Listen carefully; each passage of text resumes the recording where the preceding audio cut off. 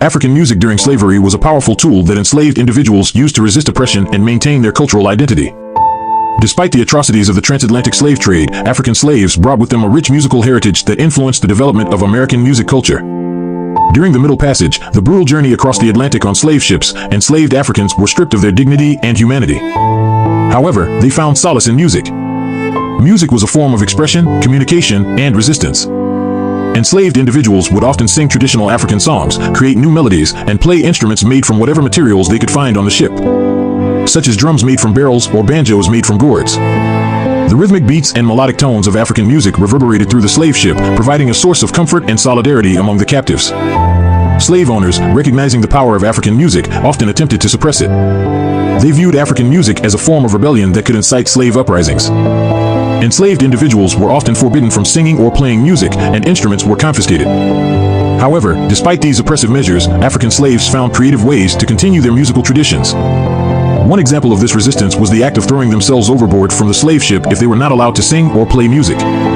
It was reported that enslaved Africans would deliberately jump into the ocean, preferring death over a life devoid of music and cultural expression. This extreme act demonstrated the deep significance of music in the lives of African slaves and their unwavering determination to maintain their cultural heritage. Once enslaved individuals arrived in the Americas, they were subjected to harsh conditions on plantations. However, they continued to use music as a form of resistance and survival. Field hollers, work songs, and spirituals were common forms of African musical expression during slavery. Field hollers were call and response songs used to communicate and coordinate work in the fields. Work songs were sung while slaves toiled under the scorching sun, providing rhythm and motivation. Spirituals, also known as Negro spirituals, were religious songs that blended African musical elements with Christian themes, serving as a source of hope and solace in the face of adversity. The influence of African music on American music culture during slavery is undeniable. African musical traditions provided the foundation for many genres of American music, including blues, jazz, gospel, and hip-hop. The syncopated rhythms, vocal improvisation, and call-and-response structure that originated in African music can be heard in these genres to this day. The legacy of African music during slavery can also be seen in the development of African American musical instruments, such as the banjo and the steel drum.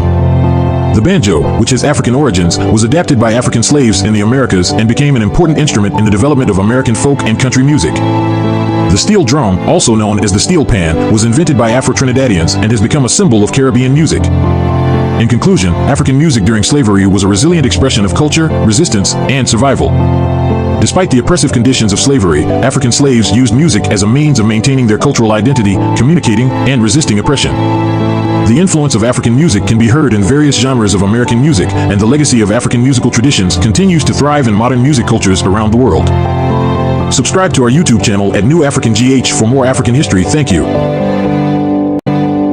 Continue the full video on our YouTube channel at New African GH, link on my bio. Thank you.